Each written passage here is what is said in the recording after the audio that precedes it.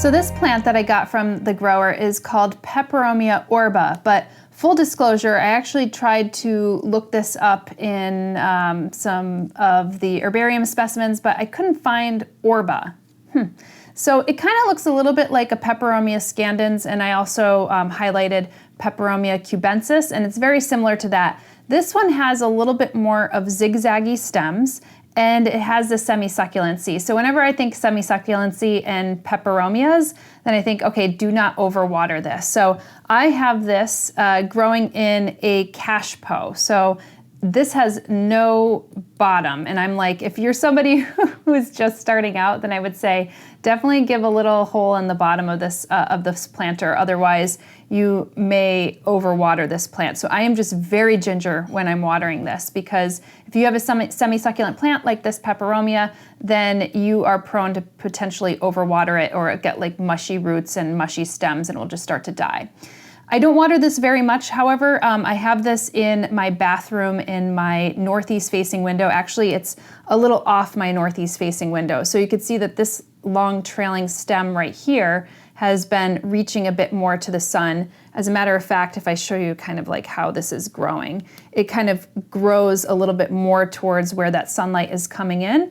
And it's actually a really beautiful scandent kind of trailing plant.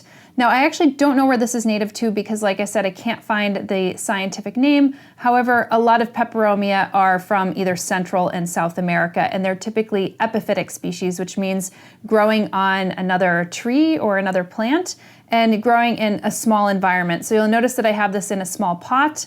And typically when I get these, and I get a lot of my Peperomia from Steve's Leaves, they're growing in a 3-inch or 3.5-inch pot, and I usually don't even repot them into anything larger than that because they don't really need anything much larger than that, at least initially for the first couple years.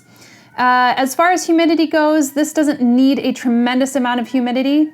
But although I am giving it a little bit more humidity in my bathroom because my bathroom is very small, it's very enclosed, and when I take a hot shower, and I do take a hot shower, it gets very misty in there. So this plant does get to enjoy a little bit more of that humidity, but given the fact that it has these kind of thick semi-succulent leaves and they have this nice cuticular wax on top of it, it usually means that it's holding on to its water a little bit better. As far as fertilizer goes, I mean, you could be pretty conservative when it comes to fertilizing this. So bi-weekly to even a monthly basis, and doing something that is a well-balanced fertilizer like a 10-10-10 or a 1-1-1 or a 2-2-2 is going to be perfectly fine for this plant. And I haven't had any pest pressures whatsoever with this. I mean, again, I would just say and recommend that you don't overwater these plants.